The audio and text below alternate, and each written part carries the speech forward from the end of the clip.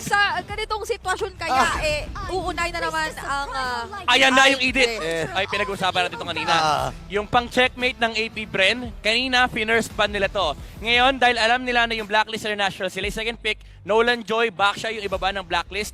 Nagkaroon sila ng karapatan, kunin yung edit first pick. Pero may answer naman from Blacklist, andyan yung Valentina Terizla. Yep. Yeah. Meron ding Valentina Fredrin. Meron ding Fredrin Terizla. Pwede nilang i-combo din yon para at least ma-make sure nila na hindi basta-basta madaling i-flex yung edit on the side of AP Bren. So nandun pa rin yung variation. Again, yung Terizla, Paramis, and Fredrin, available pa rin to for Blacklist International. Ayan na. Actually, may Matilda nga eh. Eto na, Matilda and Terizla. Naku. Para sa kupunahan ng Blacklist International. Pero flex pa rin naman itong Matilda. Yep. Kasi nakita na rin natin na recently, umaangat na yung mga mid-lane Matilda. And knowing Yue, kung gaano ka-flexible itong player na ito, di ba? Hindi malabo yun. May Angela, by the way. Ay, May oo Angela. nga. May Hala. Angela, ang AP Bren. Ang tanong is, kukunin ba nila? Kasi itong edit, pwedeng ilagay sa XP, pwedeng ilagay sa Robe. Yung Angela, pwede mo ilagay as support, pwede mo ilagay as Roam. Actually, kung gusto mo nga ng matinding lineup na support utility for AP Bren, may Angela Minotaur.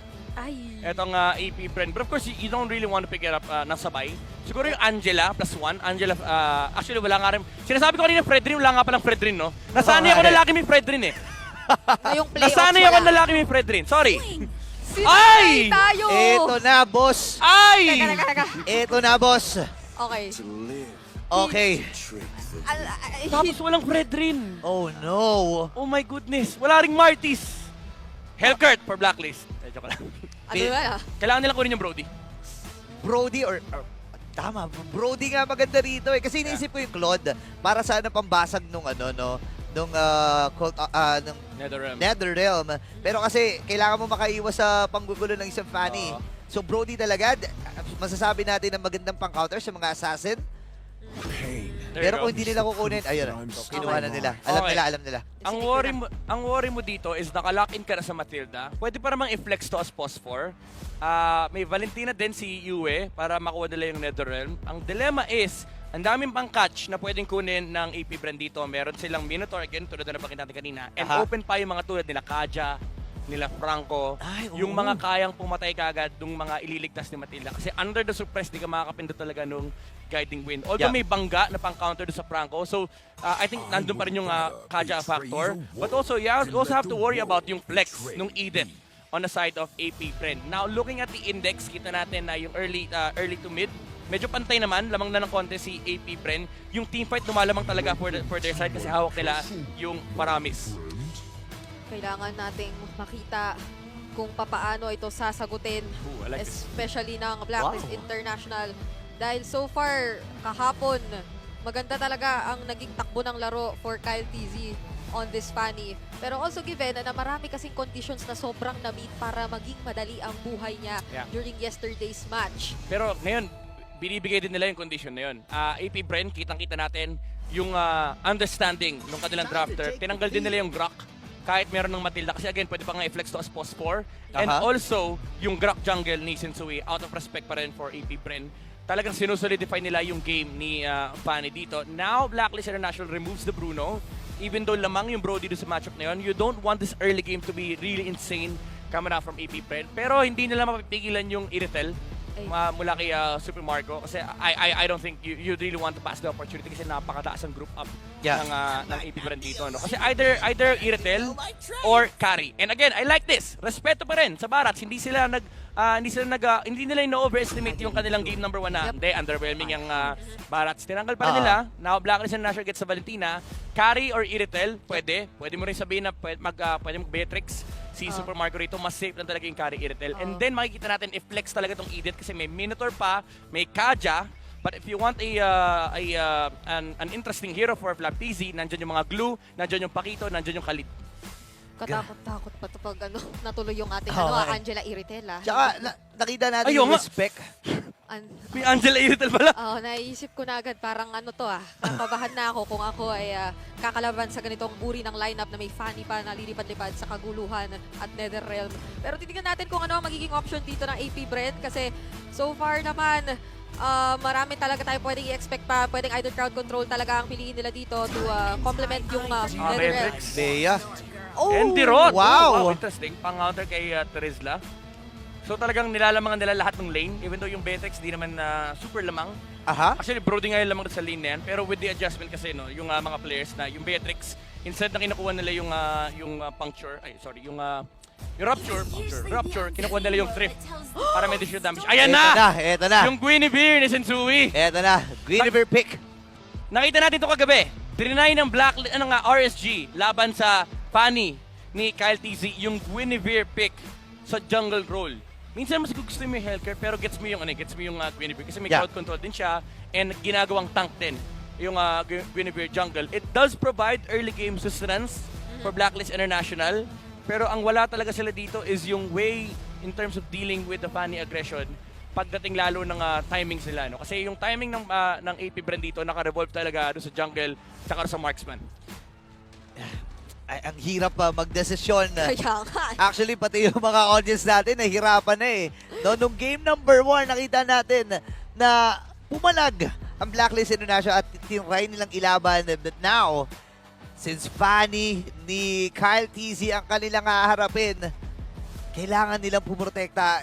Kailangan nilang hanapin na makaiwas itong si Oheb sa mga early skirmishes. Kasi malamang sa malamang, ito yung tinitingnan ngayon ng mga bees. Ito na. Aasahan na ba natin ang maagang pagsasama-sama at papaano nila sasagutin ang threat ng Fanny na dala-dala ngayon ng AP Bren? Yeah. This is game number 2 between AP Bren and Blacklist International. Super opposite ang ating nakikita kapag kuha muna ng buff ng ating parehong jungler. Very very classic na may mga nag-orange start talaga basically kapag may tendency kang ma-invadean. And alam mo naman kapag Fanny usually pupunta talaga ng opposite orange side yan. So nag-start ng Sensui sa orange para ma-make sure nila wala masyadong manggugulo din sa Victor Buff. Wanderer. Oy, Magic Pump. Okay, nakuha ng Tama. Okay, Bren pa rin ang makakasecure nun. And dito natin makikita na nasa playoffs na eh. Lito Wanderer, pinag-aagawa ng 3-4 na members pero nandun yung Earth Shatter and First Blood para mapupunta para sa Hive. Mabilisang gulat and flicker mula kay Ogwen to ensure that they will get the first blood. At si Yue pa yun na kanina nakita rin natin, medyo pinahirapan siya during the early stages sa laning. And maintindihan mo rin ba't hindi na nag-commit ng flicker si Yue kasi nonsense. Dahil Fanny nga naman talagang kalaban mo. Again, wala kasing catch. Wala naman dito yung Brody para ma-stun yung Fanny. And nakita natin yung emblem kanina, thrift din talaga yung hawak ni Super Marco on the Beatrix. Para kahit paano kaya niya makipagsabayan dito kay Brody. And super interesting na hindi siya nag-leg plates. Bumili siya ng Fury Hammer din, tapos naka-sniper. So talagang range ko yung gusto niya makuha dito. I mean, kapag lumapit si Oheb, tatamaan talaga siya nung sniper. And of course, yung damage output niya ay mataas din kasi nga hindi siya naka-leg plate. Yeah, and makikita mo rin, pinrelease na yung lane niya dun sa may bandang itaas kasi ayaw din naman niya na tumawid against Brody dahil nga may kalamangan pagdating sa normalan itong hero to. Ngayon, first third ng ating game ay available na. So, si Ogwen ay sisilip din. Umaamba siya para doon sa kanyang mga stuns. Pero ngayon, nagamit na rin yung penalty zone.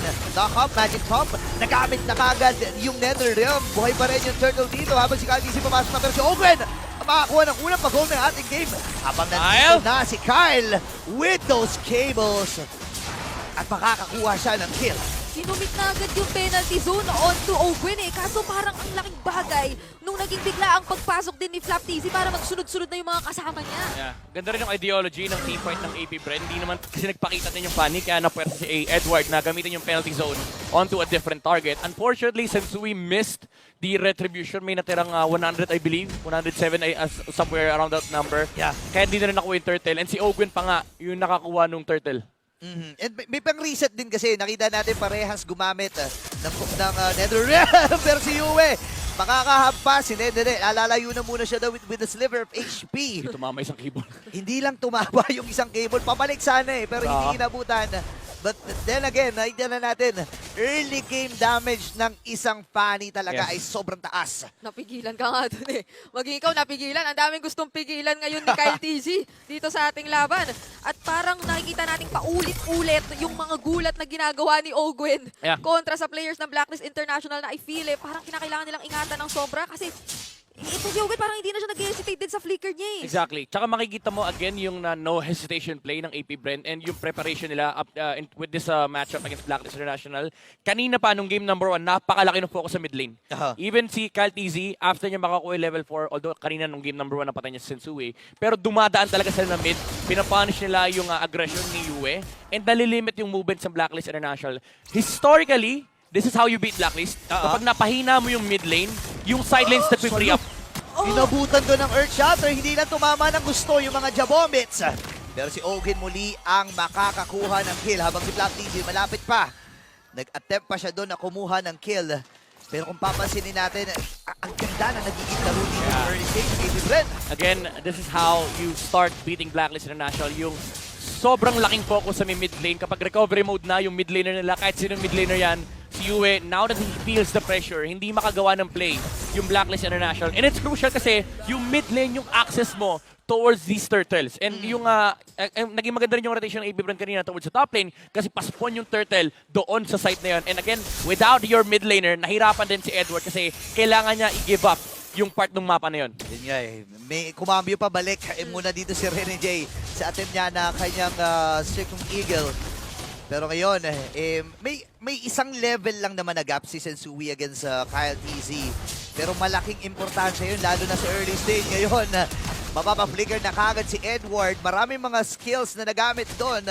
Pero sulit eh, kasi unang Torres sa itaas at si Marco pang makakakuha nun. Ang taas ng pressure na binibigay ni Ogwen kontra sa Blacklist International ngayon. So far, hindi pa talaga natin nakikita kung paano nila effectively na pull off yung sagot o recovery nga kontra dito sa pressure na nilalagay ng AP Bren. Hindi pa nakakakuha ulit ng trade ang Blacklist tulad ng game number 1. Oh, buo na yung Blade of Despair ni Oh, Super no. Marco. 5 minutes in, ito na yung timing ng AP Bren. They can actually group up now with Ogwen. Napakataas ang kanilang burst damage. In comparison with Blacklist, may damage naman sila. Pero ito yung mga type ng skirmishes na gusto mo sana terms mo for Blacklist International. AP Bren naman, ang strength ng lineup nila ngayon is may follow-up yung Edith. Grabe. And again, walang huli kay Kyle TZ. Oops, andun yung stun. Hindi magagamit yung torn apart memory Layo. kasi masyadong malayo si Kyle. Si Rene J at Oheb, hindi sila susuko. Oy! Hindi ginamit na yung torn apart memory para mapatay si Kyle TZ at transition gagad sa pagbasag ng Torre doon sa may bandang itaas. Mukhang tinapangan na nila Rene J. At ito ang kanilang unti-unting pagsisimula sa gusto nilang gawing bawi. Very good read din coming out from Blacklist International. Alam nila na yung ibang heroes ng AP Bren nasa may bottom side. Aha. And nag-overstep din si Kyle TZ. Medyo nag-greedy siya sa pag-farm nung yung wave na yon. Kasi minsan tinatawiran niya lang yun ng mga cables na parang dadaanan niya lang para maklear. Even though hindi niya makiklear ng full wave, basta mag-slow push. So napakaganda ng punish mula sa Blacklist International. Pero still, yung control ay hindi pa rin nila makukuha dahil nga doon sa presence ni Ogwen pa rin na rin ni Super Marco. It's not just the Fanny, Aha. but also the Eden and the Beatrix. Yeah, isinuko nila yon and magandang decision para sa kubunan ng Blacklist International. Hindi nila maatim na may makuha pa na isa dito habang yung ultimate mula kay Flap. Penalty zone na magagamit na para pantakas sa kupunan ng AP Bren dahil sa kanilang pagsugod. Pero doon sa may bandang ibaba, may napapansin sila na ginagawa itong si Oheb at si Rene J. Pero mapipigilan ang pagbasag ng Torres sa ibaba. Oh, yun yung agad na sagot na ngayon ng Blacklist International, Oheb as well as Rene J na nagsasama at nagtatry talagang kumuha ng mga kapalit na tore para hindi sobrang maulit yung nasimula o nagawang halos 10k gold lead yung na-establish kasi ng AP Bren kanina kontra sa Blacklist International na ngayon. Nakikita natin, napapaliit naman Yeah. at nasa 2k lang. Hindi pa naman sobrang nalilimit yung farm ng Blacklist International, especially with the kill na nakuha ni Oheb kanina. Grabe, Nabawasan din yung momentum. Pero again, ito yung timing kasi ng AP Bren. Dito sila malakas. Hindi pa natin nakikita na totally ma-abuse yung Edith tsaka Beatrix. So Blacklist International, you're still quite okay with what's happening right now. Pero grabe si Kyle. Ibang klase. Napapa-penalty zone pa si Edward para lang makatakas doon sa ginagawang panggugulo ni Kyle TZ. Kasi hindi mo pwedeng tayuan lang yun dahil may damage Pero second Eagle, Rene J. Oh, Iiska mo ba siya? Lalayo. Kita nila si Habang Oheb. may ipit ata nandun yung mga Jabombins habang flicker na gamit na. May paghatid with a guiding wind. Ngayon, re-engage para sa Blacklist International. Tatama din. At dito na si Kyle TZ. Yung kanyang cutthroat. Inabutan si Flap. Unang babagsak para sa Bees. Doon sa naging skirmish. At dumadagundong ang EBM. Nararamdaman ko at yung pagkakakilala natin sa Blacklist basta't magsama-sama, ito na kaya yun! Ube. Wow! Ube is the way. Yan ang solusyon ng Blacklist International. Hindi rin naman sila kulang kasi sa firepower. Again, nabanggit natin kanina, may damage yung lineup nila. They just need to group up and save this Brody away from AP Bren. And ang kinagandaan dito, again, hawak nila yung Valentina. Even though na-punish si Yue kanina, as long as meron silang sariling version nung NetherRealm, may panligtas sila kay Oheb. And si Oheb, yung pinaka-importanteng pyesa dito ng Blacklist International ngayon, knowing na, again, may jump na pwede makuha yung AP Bren with the Edith and Beatrix. But then again, hindi pa natin nakikita yun. Yun nga eh. Tsaka ang AP Bren ngayon, alam na nila eh. Alam nila yung win condition nila eh. Kailangan makakuha muna ng isa si Ogen bago sila lumaban. Pero si Gigil, uunahan na Jay! dito ng Blacklist International habang sinama na. Penalty zone dun sa isa. Pero si Owen babaksa. Courtesy of Kyle Easy. Edward humahabol pa. Si Super Marco ang kanyang pinupuntirya. Pero nagamit na yung NetherRealm. Andito re-engage. Ogen nagamit na rin yung kanyang ultimate. And that's knife from Super Marco will secure another kill para sa kanilang kupunan. 3-man down. 4, make it 4! Magiging 5 pa ba? Pero lalayo na si Sensui dito habang that's a purple walang magiging casualty para sa AP Bren. A very unfortunate Wow! flash para sa Blacklist. Nandun na yung kanilang pag-target at pagtutok kay Super Marco. Pero hindi man lang nakomit yung NetherRealm at nabuhay siya. Ang ganda nung start eh. Nagamit ni Rene J yung Edith as, as a, kumaga parang stepping stone. Yeah. Ginamit niya yung Circling Eagle. Nung nakita niya yung Beatrix, binunggo niya kagad. Unfortunately, yung follow-up hindi naging enough and nakatakbo pa nga sa Super Marco with the proc of the Quantum Charge. Yung movement speed ay nag-provide ng enough leeway for the Beatrix to be able to get out. And after nun, doon na sila inubos ng Fanny. Yung backline ng Blacklist International ay pinagpapatay na ni Kyle TZ with the cutthroat onto the Brody. Hindi niya na-survive yun. Leg plates lang yung hawak ni Brody rito. Hindi ganun kalaki yung kanyang protection kasi may Malefic Roar na rin na hawak. Dagdag mo pa dyan yung dalawang physical penetration from the Blade of Heptasis, pati na rin yung Hunter Strike na hawak ni Kyle TZ. Talagang tunaw kayo kapag naabutan kayo. Pero Super Marco, kalahati kagad yung buhay nung runners. Pati na yon. Unti-unti nang bumabakat lahat ng mga bala na ibinabato dito ni Super Marco. Now yung Lord ay nasa may bandang ibaba. Didepensa ang Blacklist International. At talagang pinanindigan niya nga yung sniper niya, yung redder niya. So, yung mga precise skill na nakikita natin, katakot-takot isipin. Kasi yung follow-up at yung pag-clean up na pwedeng asahan from Kyle TZ or even Flap TZ using the Abyssum Strike ay katakot-takot para sa side ng Black International. Ngayon, may engage naman! Ngayon, patutubahin ba nila? Hindi nagamit yung penalty zone. Pero sa isa, si Ogen ang magiging punteriya. Pero nakaka-breed! Itong si Super Marco. Buhay pa ang AP Bren, 5 members para sa kanilang kupunan at agaw muli ng resources sa kagubatan ng Blacklist. 8K gold lead for AP Bren and Blacklist International. Ito yung medyo sad part sa lineup nila. Kailangan talaga nilang mag-turtle lead sa kanilang base dahil yung catch ng AP Bren and yung kanilang range, hindi ito yung type ng yung parang range lang ni Parsa. Kapag pani kasi yung katapat mo, literal nowhere in the map is safe. So kailangan talaga ng Blacklist International kapag lalabas sila, sama-sama. Ang problema, hindi rin nila makita yung Beatrix, hindi rin nila makita yung Edith. So kailangan talaga laging naka-cover si Rene J. And ito yung minsan problema kapag ganito yung klaseng lineup mo, no? Yung kapag kailangan 24/7 naka-peel ka for your marksman, hindi madaling kumuha ng information pati na ng vision for Blacklist. So ito yung point na pwedeng i-freeze na actually ng AP Bren yung mapa. Ang hirap kumuha ng information ngayon for Blacklist International. Especially as even si Edward na parang i-expect mo na medyo humarap at talagang manguna ay palagi at palaging inuunahan pa nga yata at na-force agad yung penalty zone niya. And we will be heading into a quick pause muna habang tinitingnan natin. Ito ang And I think yun yung kailangan talaga isipin ng Blacklist International. Pinaka-safe talaga yung base defense. They have to give this next Lord to AP Bren. Kasi kapag hindi, and napatay sila ng Fanny, naubos sila ng AP Bren, napakadali lang mag-convert ng base damage. Yes, ang bilis lang yan kasi si Super Marco ay kanina pa napapagbigyan. Ogun dito mahanap sila, sisimulan na yung laban. Ng Eagle, palayo muna si Rene J. Habang si Kyle TZ doon sa may ko, nakita nila Edward kagad! Ang kanilang itutumba, may pag-amba in and out. Para dito kay Kyle TZ again. 3 deaths para kay Edward. And hindi na naman nakabawi doon sa naging skirmish ng Blacklist. Nakikita natin in its fullest potential yung threat ng paglabas ngayon ng Blacklist International ng mapa. At ito na ang kanilang aasahan. O ito na yung aasahan natin mula talaga sa kanila na magpo-focus na lang muna sa depensa given na bawasan sila ng isang miyembro and there is nearly no chance for them to contest this Lord na binaburst na agad ng AP Bren. Yeah, again, very methodical in very methodical approach coming up from AP Bren. And ang ganda nung pinakita nila kanina, kita natin yung hesitation talaga, yung commitment. Yeah. Even using the Nether Realm just to get at the kill. Na ganun ka-importante yung pick-off na yun for AP Bren. Usan Sui. Okay. Grabe. Ano lang naman, clone lang. Yeah, baits lang. Nag-iwan lang ng clone. Pero again, 9.8k gold lead para sa Hive. At ang Blacklist International lang naatasan muli na dumipensa. Naku, Pero sabay-sabay. maganda ang flow, maganda ang flow ng minions dito. Sabay-sabay triple wave. Naku, kinakailangang depensahan ito ng Blacklist International dahil may concealed Seal. lane na ginagawa ang AP Bren. Eto na, skill play. Habang Flap. si Ogen, umaamba. Nandun yung Earthshatter, second Eagle. Pero inabutan si Flap. Pero makaka-dash out lamang. Torn apart, memory, pero bitin pa. Yung damage doon, may natirang konting buhay para kay Flap. Pero basag yung Torre sa taas at sa may bandang gitna. At yung Blacklist International nag-aharap pa rin ng magandang bawi.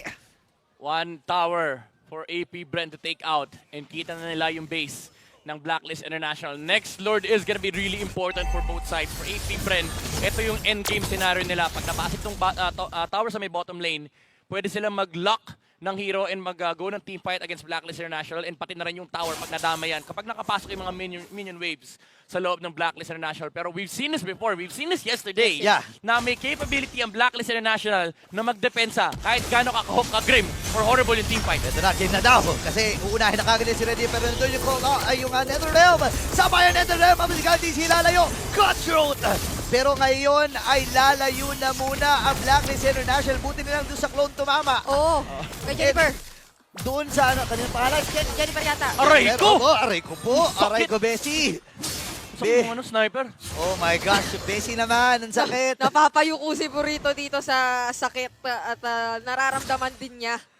Dahil hindi na biro dito ang binabato ni Super Marco na kanina ang inattempt sanang abutin talaga dito ng both penalty zone as Ito na well lang. as yung naging talon doon ng Sir Eagle. Isang kalabit na lang yan, boss. Pero di. Pag hinipan ni Marco yan, patayan. Pag nahatching, kunyari tumabi ganyan, tapos nahatching, Hatching, katutumba basag yan. Buti walang deny dito eh, no?